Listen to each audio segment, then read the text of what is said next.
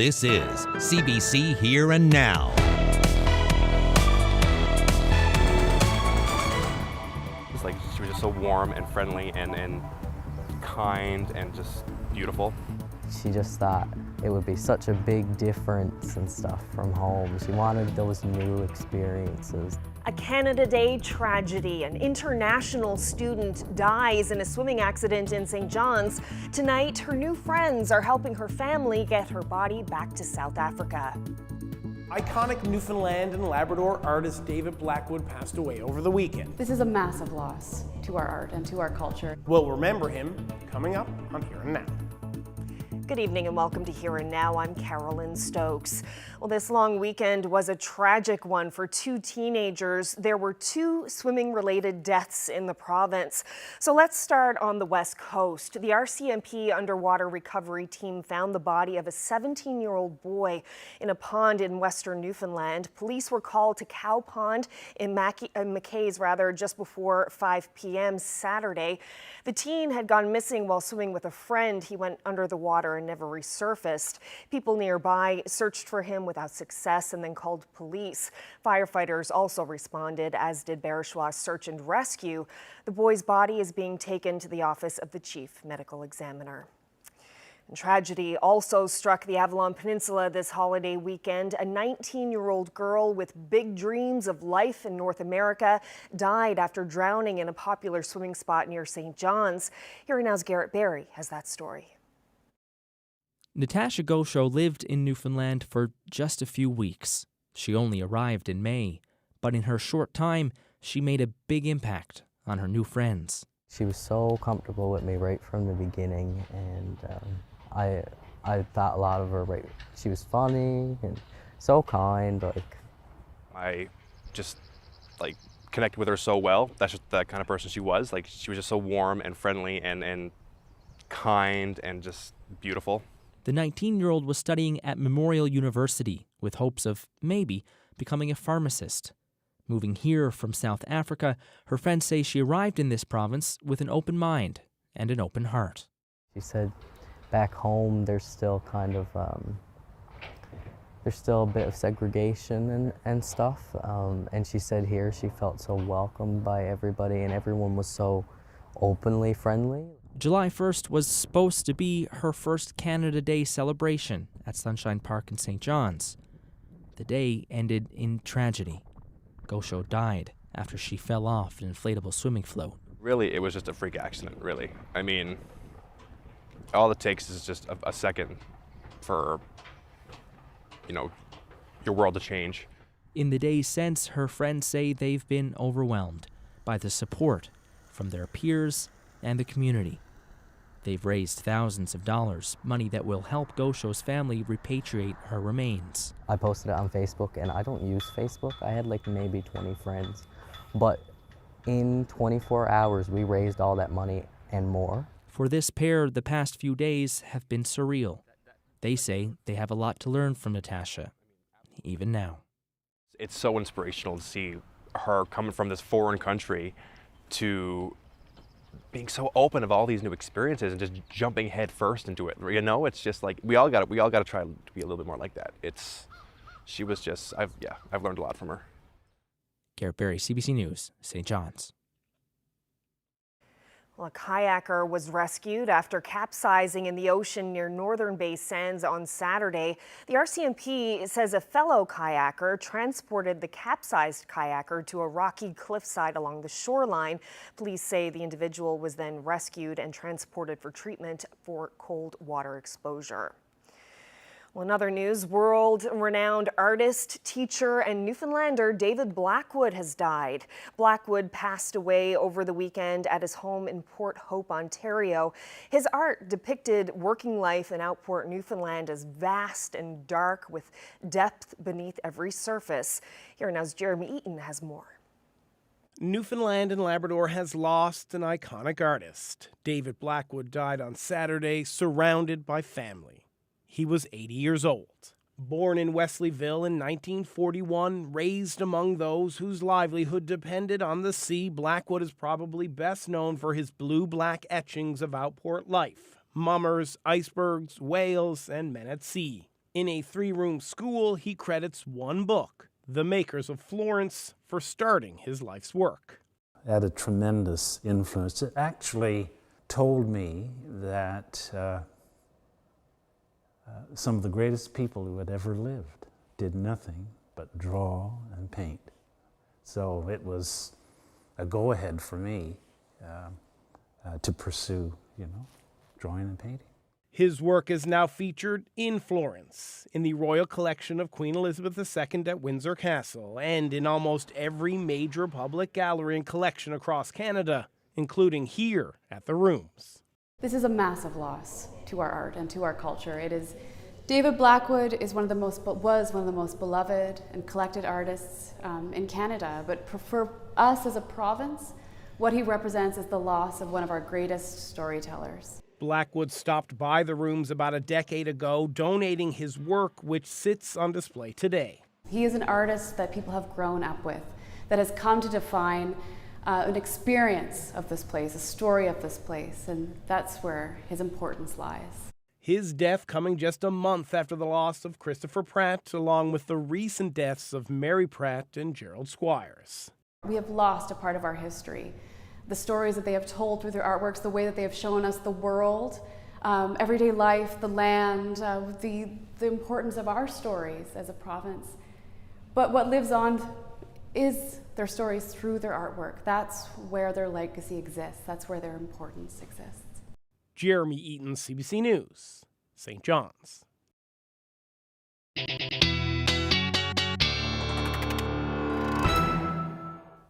Some of you saw a similar scene today as this picture here that Andrew shared with me on Twitter today. This is a thunderstorm that rolled through in Millertown, and some of these thunderstorms even had some pea-sized hail with it as well. I know some of you really like thunderstorms, some of you certainly do not, but if we take a look at the picture right now of what's going on, there's that two distinct lines, I guess I could say, that rolling through central and parts of northeastern Newfoundland, and they have since moved offshore. Right now we do have a few showers in behind that looks like it should just be showers over the next couple of hours, but not a whole lot happening other than that. In behind this cold front, though, we do have some much drier air, which will move in over the next couple of days, or the next day or so anyway.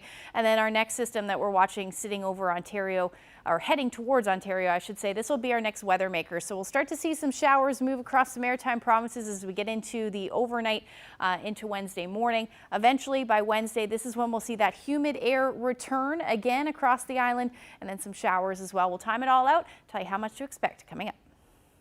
Thanks, Ashley. Well, it was a busy weekend for the RNC with 4 armed robberies in the St. John's metro area over the holiday weekend. 2 people were apprehended following an armed robbery at a gas station in the East End. After a short investigation, a 19-year-old man and a 22-year-old woman were arrested. He was charged with armed robbery and possession of a weapon for a dangerous purpose, and the woman was charged with armed robbery. And as I said, the RNC responded to 3 other armed robberies in the metro area on Saturday. Police say any link between those 3 robberies is being investigated. Well, the federal fisheries minister has announced a year-long moratorium on commercial cod fishing in the northern Gulf of St. Lawrence. Now, that includes the entire west and southwest coast of the island. Minister Joyce Murray says the stock is deep in the critical zone, and closing the fishery will help young fish reach maturity to rebuild the stock. However, the recreational cod fishery will continue in that area. Fish, Food and Allied Workers Union President Keith Sullivan says it's a relatively small fishery, but the livelihoods of hundreds of harvesters will be affected. It was a difficult blow for many people. We've been talking so much about the impacts of moratoriums over the last few days, and this one is very real now. It's not something that's 30 years back is impacting people today. It came as a surprise. And we wish and we still hope that the minister will reconsider and allow harvesters to have some engagement and some investment in their fishery, because when you detach people from it, I'm not convinced, and history has showed that that's not necessarily a good way to manage.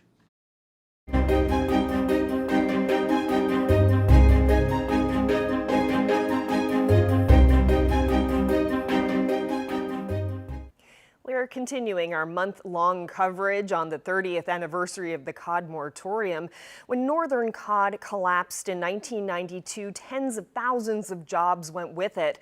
It seemed as though Newfoundland and Labrador's fishery would never recover. But snow crab became the new currency, and it's on track for a second year of record earnings. As Chris O'Neill-Yates reports, some worry that the dependence on snow crab has become too great.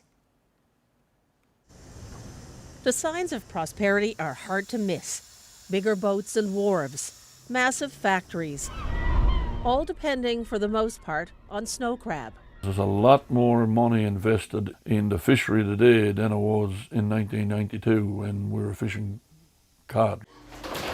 Fishermen are getting record prices for snow crab 2 years running. $6 to $7 a pound. And the stock looked good this year, so the federal government increased the amount they could catch. In certain areas, they didn't want an increase. They wanted the status quo. But DFO gave them a 25% increase anyway. so I've talked to some of them, and they're worried. Snow crab stocks have seen ups and downs, and reliance on a single species again for mass export is dangerous, says this sociologist. If we diversified, if we did more with the raw material, if we, did what they're doing in Iceland in terms of using every piece of the raw material, there is a problem. And what I don't see is leadership. I don't see a plan. Wayne Cave isn't worried. He predicts a bright future for snow crab. The foreign trawlers overfished our codfish. They're not at the crab, so there's crab enough out there for the next 40 years. Stocks may be on the upswing, but anything more than short-term predictions are impossible, says this scientist. There's a lot of uncertainty in what's going to happen, if the young crab will survive to grow through the sizes to get to commercial size. So we tend to look ahead just in the short term, 2 to 4 years. And there's another concern that could affect stocks. The climate is changing, it is warming, and that isn't beneficial for snow crab. Whether it's climate change, poor management, or both, Doyle doesn't want to live through another fisheries crisis. What would happen is if the crab collapses, God forbid, like the cod, well, I mean, it's just going to be devastation for rural Newfoundland and for a lot of fishermen. Snow crab proved a savior when cod disappeared. If that stock doesn't last, they may not be so lucky.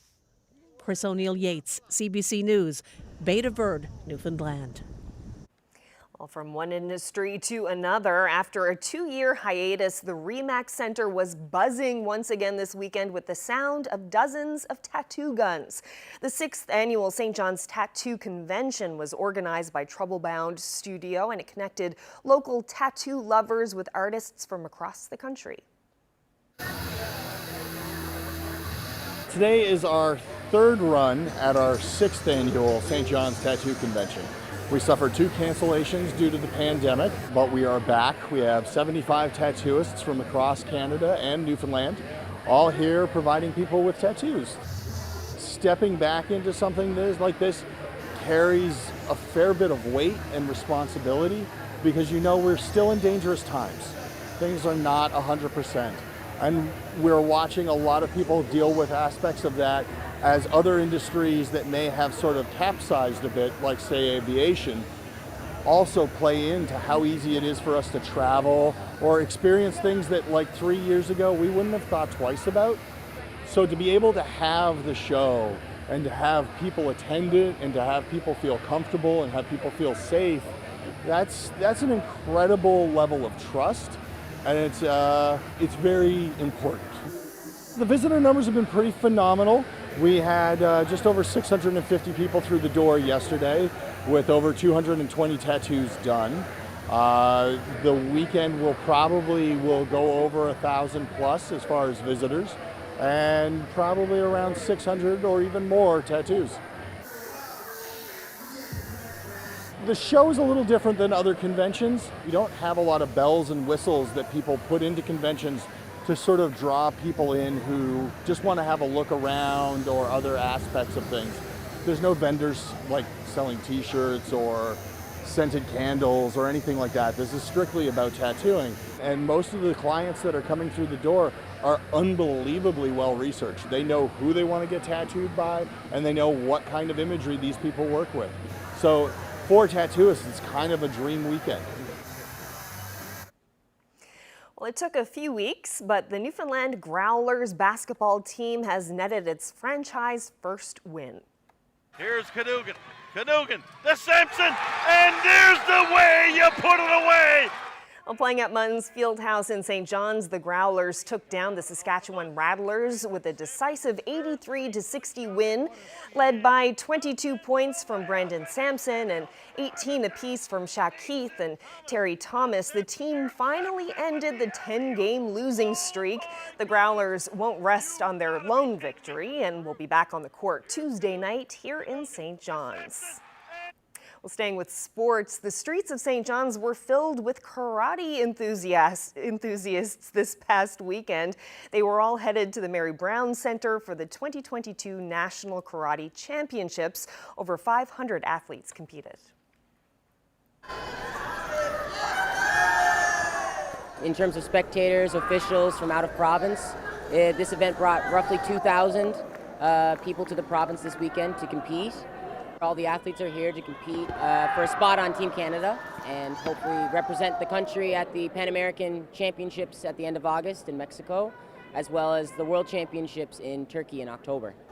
I think after the Olympics, it was a really long run qualifying, competing there, so we needed a little bit of a break. And you know, this year the competition was amazing. Everyone worked really hard during COVID. So the future looks so bright for Karate Canada. This is my first competition back from the Olympics, and the love and praise that I've got and received is priceless. The support we have in Team Canada and the people here is just, it makes me feel so proud to compete for Canada. I've been doing karate for about 12 or 13 years, I believe.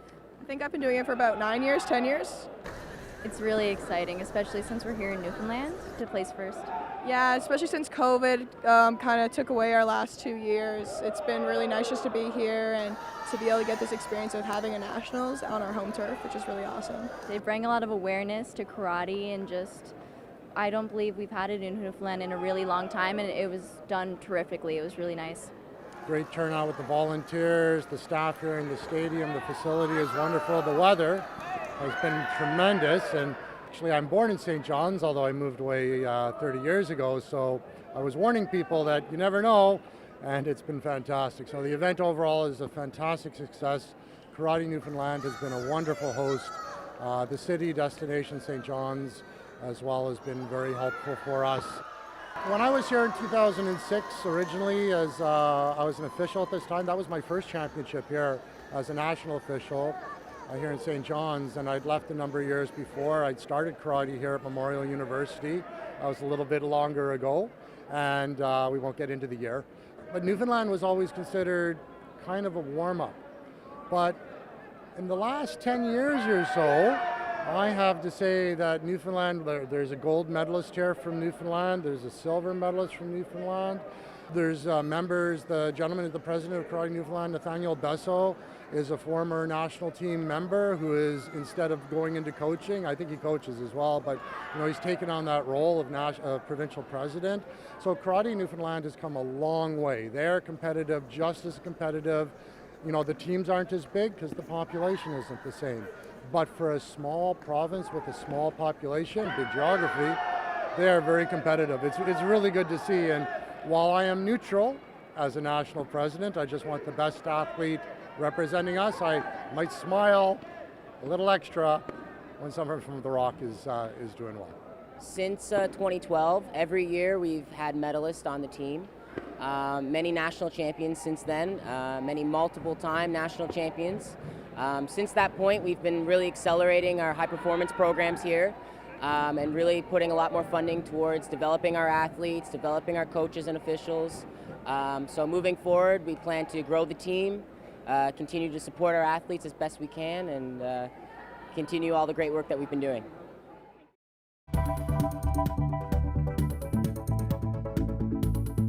Well, we started the week with some thunderstorms today. We do have some rain on the way for parts of the province, and I'll get into the full details coming up.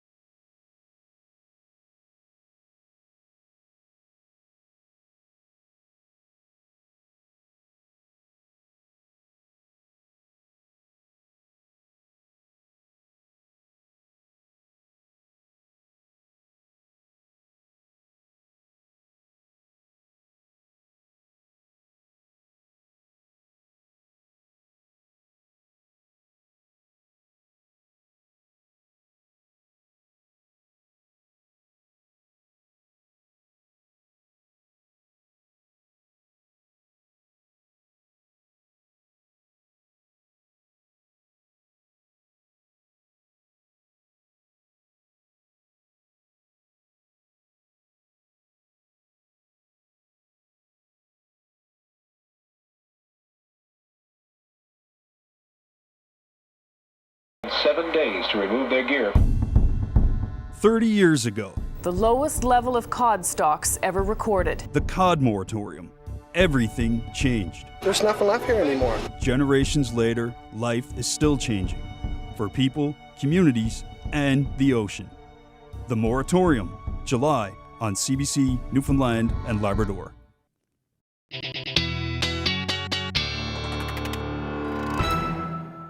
Another warm one in St. John's. Actually, I got out for a very early morning hike in the woods with the dogs, and it was lovely, but there was like no wind. It was really muggy, and the flies. I was just eaten alive by the flies. Yeah, I've noticed lots of bugs. Yeah. Thanks to all this humidity. Yeah, we've had quite a mild stretch of weather, quite a humid stretch of weather as well. Not quite as humid as what we saw last week, but certainly still up there for sure. Let's take a look at those temperatures this afternoon across the province. 23 degrees in St. John, so certainly some lovely weather. Most areas saw temperatures similar to that, except along the south coast. So it's still 17 to 19 degrees, even about 18 degrees for Corner Brook. And then temperatures up across Labrador, generally in the teens, except single digits in Lab City today. Taking a look at that humidex, you can see feeling more like 26 right now in St. John's. Most of that humidity is starting to end, or at least we're starting to see some of that drier air move in, particularly on the west coast, feeling 16 degrees in Corner Brook right now, and you're not seeing any humidity at the moment. So the reason for that is where the dew points are sitting. So the lower the dew points, as you can see, showing somewhere around 12 degrees with the dew point is when things are a bit pleasant. It's still feeling a bit sticky, but it is pleasant. So you can see the highest dew points are towards the west coast at this, east coast rather, at this point. 16 is what it is, the dew point in St. John's, and same thing in Bonavista. So that is where all that humidity is. Now, some drier air is going to move in. So tomorrow we'll feel pretty lovely across the province, really, with those dew points much lower than they have been, about 8 in St. John's. But if we take a look at what happens as we head into Wednesday, some of that humidity returns, or at least the higher dew points return, and that's an indication that we're going to see some of that humid air as well. It looks like that's going to stick around as we get into Wednesday. So another thing with this is the fog. So we've been seeing a lot of fog along the south coast. You can see as that drier air moves in, the fog dissipates as well. So we should actually see that happen through a good chunk of tomorrow, but then as that humidity returns, we'll likely see that fog redevelop again. So future tracker showing that fairly well along the south coast. That chance of showers should end as we head through the evening hours tonight. It will be fairly quiet through tonight.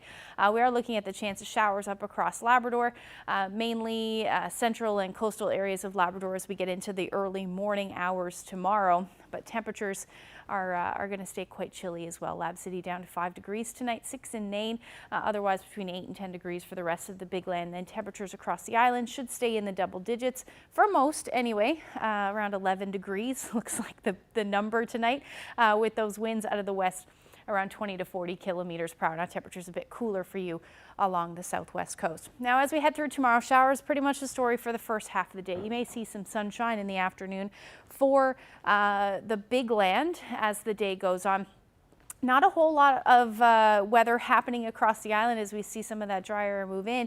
However, a few pop-up showers, don't be surprised, for central and northeastern Newfoundland as you head through the day, late afternoon, I'd say, and into the evening hours. Otherwise, our next system starts to move in, the one from that's going to move in from the Prairie provinces, and eventually we'll see those showers move in through the overnight Tuesday into Wednesday morning, and then most of Newfoundland should be seeing those showers as we head through the afternoon hours on Wednesday. Heaviest rain looks like it should fall along the southern areas of the island. So we're talking about accumulations, or rainfall projections rather, somewhere around 20 to 30 millimeters is a good bet for a good chunk of the west coast, but along the south you could see between 30 and 50 millimeters by the time Thursday morning rolls around. Temperatures tomorrow, pretty beautiful, 20 degrees in St. John's. Those winds will shift a little bit, so they'll be out of the west around 20 to 40 kilometers per hour. Looking a little cooler though along the southern areas of the island, around 16, southern areas of the Avalon rather, around 16 degrees. As we head towards central, again, that slight chance of some showers moving in, about 23 degrees for Gander tomorrow, 17 in Harbour Breton. And then as you head towards the west coast, again, those winds out of the west around 20 to 40 kilometers per hour, but temperatures generally pretty beautiful, 18 to 22 degrees. Again, feeling much nicer. 18 degrees for St. Anthony. Some showers, the story for southeastern Labrador as well. Those winds out of the west for you as well. But otherwise, temperatures will be in the teens, just barely. Definitely chilly, colder than it has been, I should say, about 13 degrees in Lab City. So that's a look at the forecast. Looking ahead towards the week again, we do have that rainfall and some cooler temperatures for parts of the province. I'll get into those details coming up.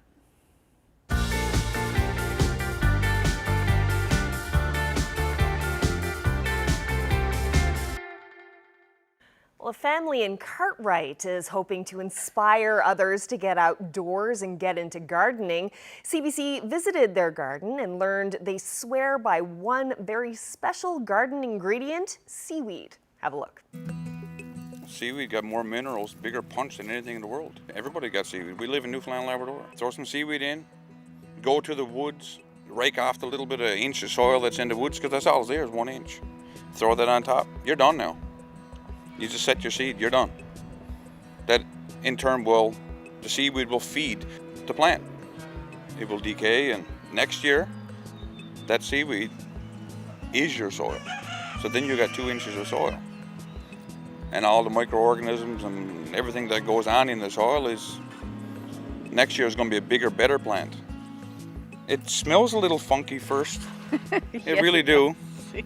You get a lot of creepy insects and you wonder if it's a good thing, but then they leave their entrails behind, and that feeds the soil, and so in turn the soil feeds my plants. You feed your soil. Soil feeds you. It's just a continuous process, right? Very simple. And don't till it. Don't disturb that soil next spring. Just add another layer to it. Do not disturb the microorganisms that are in that soil. You kill it, you break it up, you destroy it, then you got to start over. Do not till your soil. And if you keep this method of no-till, heavy seaweed mulch, you don't need to water it when it's hot. It's just like the forest. There's already a natural mulch on the soil, just a little film of needles, and this will be the same. You don't need to water it. This would be seaweed tea. It's pretty simple, actually. You just go to the beach, collect your seaweed. I try and wash it if it's not aged, because of the salt. So if it's fresh, I'll wash it. If it's aged, I won't. I'll just soak it and then feed the water, add more water. Throughout the summer, the seaweed is gone. There's nothing left but a slurry soup, and that's fed to the plants. I'll never not do seaweed tea. I'll never not do seaweed on anything I grow ever again. This works. I think if we can do it, that anybody could do it. Because, I mean, we're here, we're remote. You know, you had to travel here. Yeah. And like, if we could do it and we could do it here, I think anybody can do it.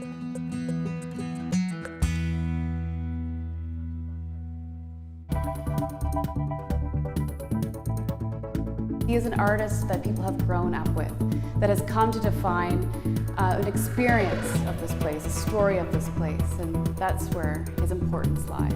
The passing of David Blackwood is having a massive impact on the province. More from the Rouge's curator of contemporary art just ahead.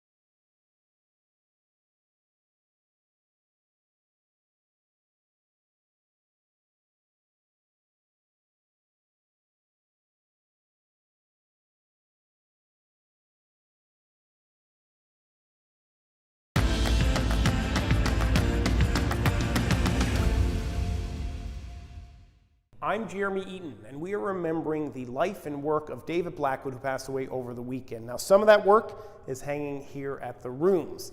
Now, to talk about that work, his life, and his legacy is the curator of modern art here at the rooms, Murray Egan. From the perspective of a curator, how significant of a loss is this to our province's art and culture? This is a massive loss to our art and to our culture. David Blackwood was one of the most beloved and collected artists in Canada, but for us as a province, what he represents is the loss of one of our greatest storytellers. What's your relationship with David's work? I met him when he had his tour here at the Rooms in 2012, and he was a generous and kind a person to work with. But I mostly know him through his art and through the stories that other people have told me about him. He is an artist that people have grown up with, that has come to define an experience of this place, a story of this place, and that's where his importance lies. What was it like getting to meet him when he did a tour of the Rooms?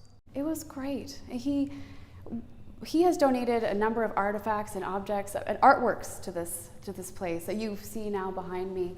He's been a longtime supporter of this place and of this province, and although he lived in Ontario for quite some time, he never really left Newfoundland. Wesleyville was his home, and it remained his home. It was the subject of his work. It was the focus for his storytelling, and you could see that with him, that this place still held great importance. Can you tell us a little bit about the work that's here behind you? What you see is a donation by David Blackwood to the Rooms, but it shows every stage of a particular artwork that David Blackwood created. It shows the skill and the thought involved in creating this graphic, powerful, haunting image. So he wasn't only a master storyteller, he was a master printmaker. He was a professional artist and highly respected as a result. He's created such a work that's both beautiful and haunting. What is it about David Blackwood's art that makes him so appreciated both here and beyond the shores of Newfoundland and Labrador? His work couldn't have been made anywhere else but Newfoundland and Labrador. It is of this place. It is informed by this place, but a good story told is one that is universal, and he was a good storyteller. And so he never shied away from dark subject matter, from complex stories, and as a result, the images that he shared mattered, they resonated, they were important. David Blackwood is such a unique artist. Like, his work is recognizable from across the room. What is it about his style that makes it so unique? There's no one else who's made work like David Blackwood. He is a unique voice in Canada and in Newfoundland and Labrador. He is a part of this place. He is a part of the story of this place. And when you talk to people who've grown up with his work or those who have met it in other parts of the country or the world, you can tell that immediately his work hits you. It's powerful, it's direct, it is a part of who we are. Christopher Pratt, Mary Pratt, Gerald Squires, and now David Blackwood. It seems to be that this is an end of an era for artists in Newfoundland and Labrador. As a curator of art, how do you contemplate that? It's been, the past few years have been a massive loss for Newfoundland and Labrador. These are the names, these are the pillars of art in this province. And Mary Pratt, Christopher Pratt, Gerald Squires, and now David Blackwood, what we are seeing is a lost generation. We are losing we have lost a part of our history. The stories that they have told through their artworks, the way that they have shown us the world, everyday life, the land, the importance of our stories as a province. But what lives on is their stories through their artwork. That's where their legacy exists. That's where their importance exists. Does this room now take on a different significance, or have any different significance for you now that he has passed away? I think it holds, it definitely holds, I think, for many people, a space where they can remember the artist, David Blackwood, and the work that has been very much a part of their lives, and mourn that loss that we now have.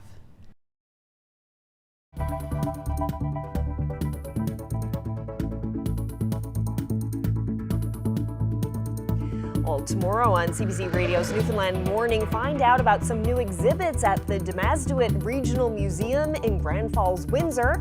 And on Labrador Morning, they're talking about summer safety, how to avoid accidents while at the same time enjoying the outdoors this season.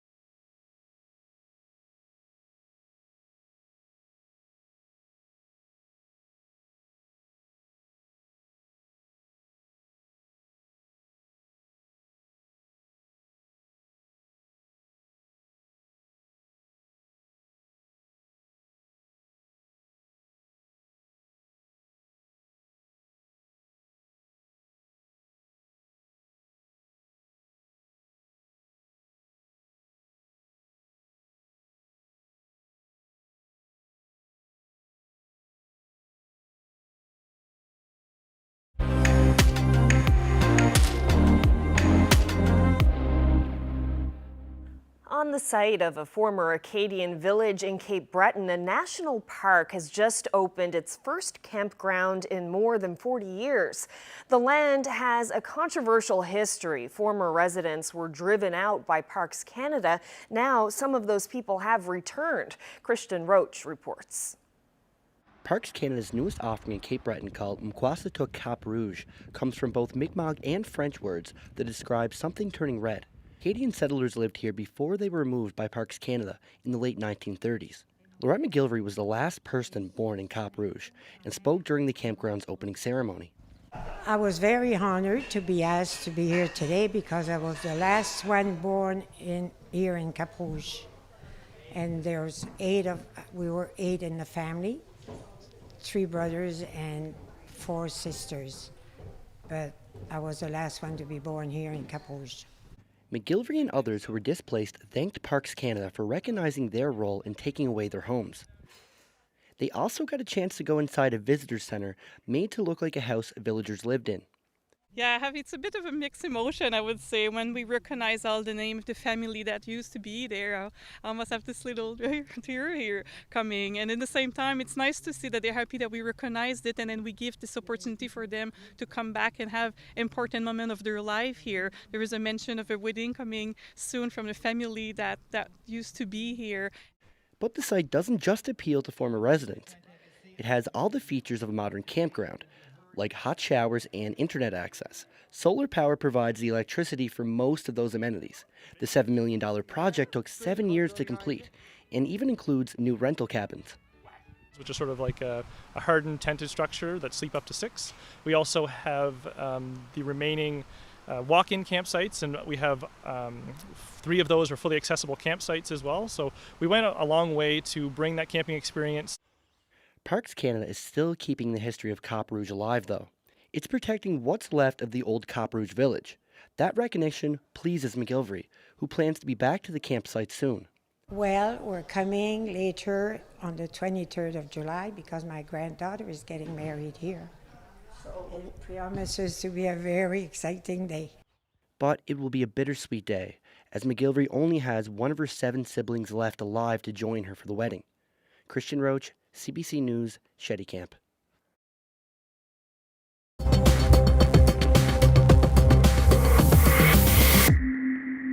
Well, staffing issues had a big impact on airports this long weekend here in Canada and the U.S. And for many, air travel has turned into a time-consuming, patience-testing obstacle course. The CBC's Jennifer Yoon has more from Montreal. These are the scenes that greeted many this long weekend at some of Canada's busiest airports. When we spoke to him, one young traveler in Montreal had been in line more than an hour and a half just to check in. It's not normal. It's not normal.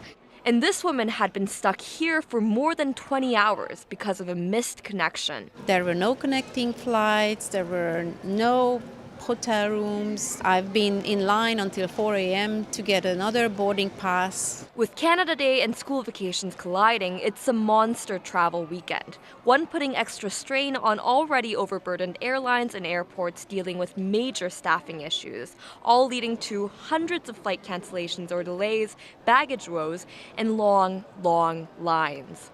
Now, these are the kind of lines that people have to wait in here at the Montreal Trudeau Airport. This line right here is to drop off your baggage and also to check in for your flight. Some people say that their flights were delayed, while others said they came in early because they're worried about complications. And it's not just Canada. U.S. airports are seeing similar scenes and similar problems this 4th of July weekend. I can't even get home now. I don't know how I'm going to get home. It all has some weary travelers taking precautions. This man paid extra for baggage insurance after seeing chaotic scenes at baggage claims. At least, like this, we are safe. There is no steal. There is no miss of our baggage, that's it. And some worry this could drag out all summer long. I see no future this summer with it getting any better, and I'm hearing from many people that they may just, if they don't have plans yet, if they haven't purchased tickets yet, maybe take a second thought and wait till next summer. But if you do choose to travel, the advice is accept it may not be a smooth experience. I think that we've all cried at least at one point. And to pack your patience. Jennifer Yoon, CBC News, Montreal.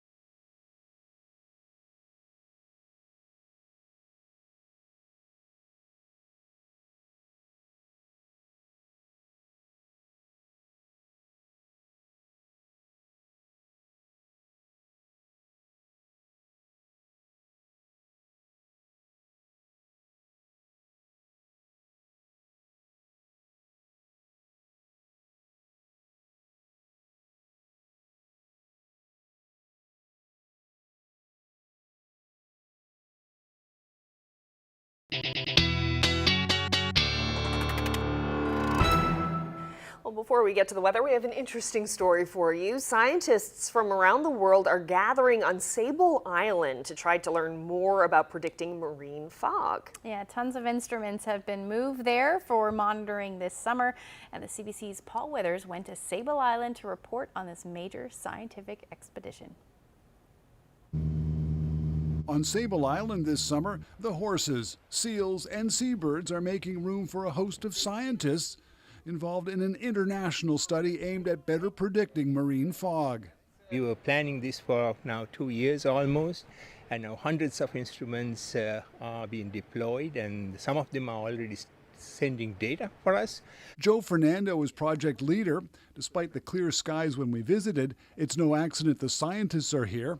The crescent of sand, 300 kilometers offshore from Halifax, is at the intersection of major forces in the Atlantic, where the warm Gulf Stream meets the cool Labrador Current, and close to the continental shelf break, where ocean turbulence churns up tiny salt particles that create fog. Here is the foggiest place on the Earth in the summer. It is a quite expensive place to work because of the logistical requirements, but it is the most scientifically promising place to come to study fog, marine fog. How and why fog changes so rapidly is not fully understood, making it notoriously hard to predict. To try to better understand its properties, they've erected towers with instruments to measure thermal and solar radiation, installed optical sensors, and equipment that for the first time can measure the droplets in drizzle. Drones and weather balloons will also be deployed, different disciplines all coming together. And when we do the analysis, we'll try to make the connection, between all these different components.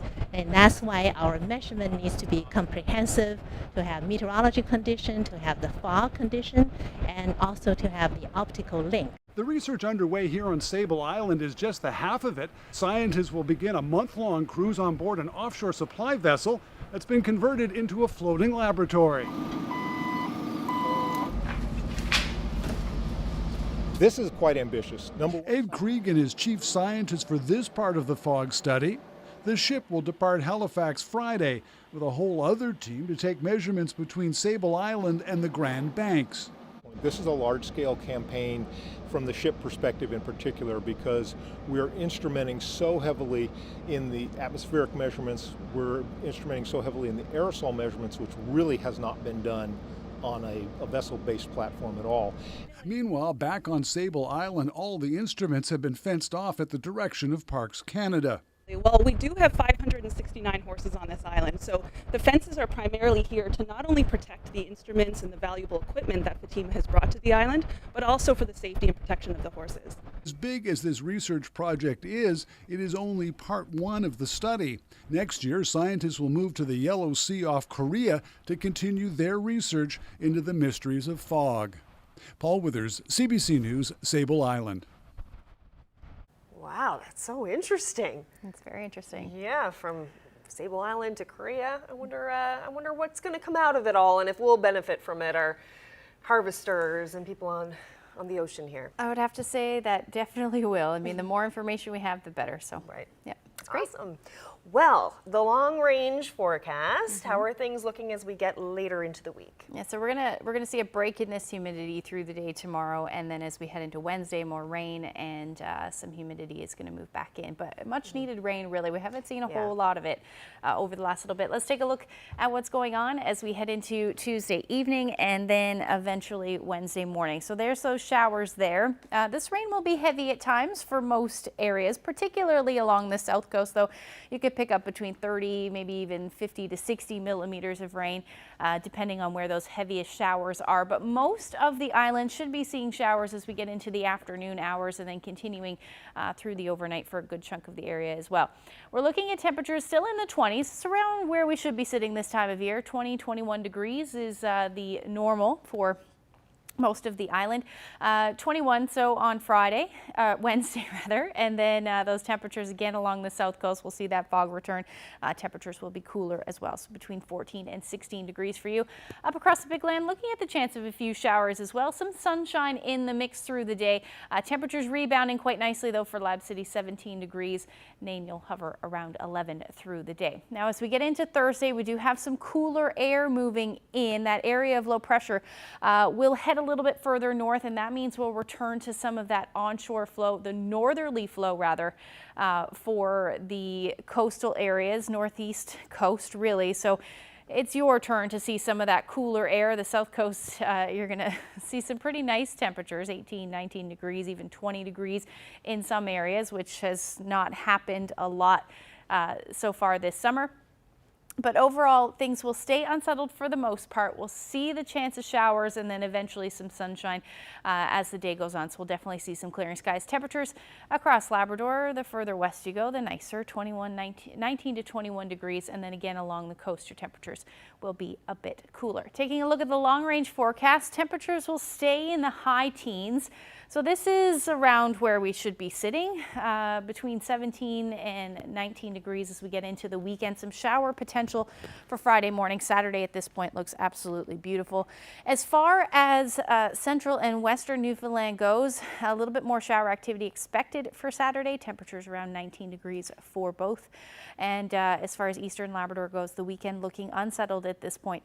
Same thing for the west with some showers, and then temperatures dipping a bit on Friday, and then rebounding as we get into Saturday around 17 degrees. Take a look at this lovely shot. Summer views of Chimney Cove on Kelly's Island is what he said. Or some would say Chimley Cove. There you go. I know a few people who say That's Chimley. Right, Chimley. I've definitely heard that. Thanks to Greg for sharing that great shot with us. Love when you can see the ocean floor there. Lovely shot. So crystal clear. You can probably see some capelin. Oh, absolutely. Yeah. If you have any photos that you would like to share with us, send them to my Facebook, Twitter, or email them to nlphotos@cbc.ca. Love to be on that boat too. Yep, especially fishing. Well, that's it for us for this Monday evening. Thank you so much for joining us tonight.